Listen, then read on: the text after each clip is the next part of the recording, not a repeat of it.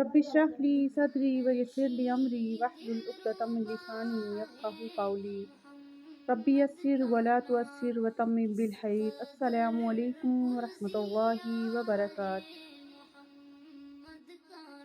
حضرت ابو ہریرہ رضی اللہ تعالیٰ عنہ نے بیان کیا کہ رسول اللہ صلی اللہ علیہ وآلہ وسلم دن کے ایک حصہ میں تشریف لے چلے۔ نہ آپ صلی اللہ علیہ وآلہ وسلم نے مجھ سے کوئی بات کی اور نہ میں نے آپ صلی اللہ علیہ وآلہ وسلم سے۔ اسی طرح آپ صلی اللہ علیہ وآلہ وسلم بنی کنیکا کے بازار میں آئے، پھر واپس ہوئے اور فاطمہ رضی اللہ تعالیٰ عنہ کے گھر آنگن میں بیٹھ گئے اور فرمایا، وہ بچہ کہاں ہے؟ وہ بچہ کہاں ہے؟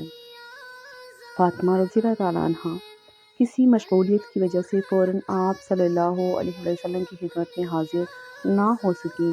میں نے خیال کیا ممکن ہے حسن رضی اللہ تعالیٰ عنہ کو کرتا وغیرہ پہنا رہی ہوں یا نہلا رہی ہوں۔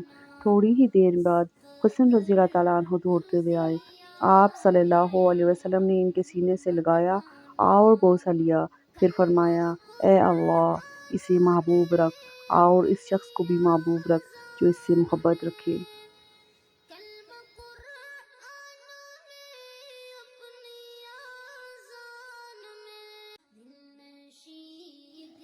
نبی کریم صلی اللہ علیہ وآلہ وسلم سے سنا، آپ صلی اللہ علیہ وآلہ وسلم نے فرمایا، حلال کھلا ہوا ہے اور حرام بھی کھلا ہوا ہے، اور ان دونوں کے درمیان بعض چیزیں شبہ کی ہیں جن کو بہت لوگ نہیں جانتے کہ حلال ہیں یا حرام۔ پھر جو کوئی شبہ کی چیزوں سے بھی بچ گیا، اس نے اپنے دین اور عزت کو بچا لیا، اور جو کوئی ان شبہ کی چیزوں میں پڑ گیا، اس کی مثال اس چرواہے کی ہے جو شاہی محفوظ چراگاہ کے آس پاس اپنے جانوروں کو چرائے۔ وہ قریب ہے کہ کبھی اس چراگاہ کے اندر گھس جائے اور شاہی مجرم قرار پائے۔ سن لو، ہر بادشاہ کی ایک چراگاہ ہوتی ہے، اللہ کی چراگاہ اس کی زمین پر حرام چیزیں ہیں، بس ان سے بچو۔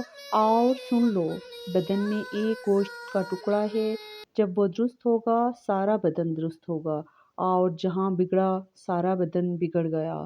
سن لو، وہ ٹکڑا آدمی کا دل ہے۔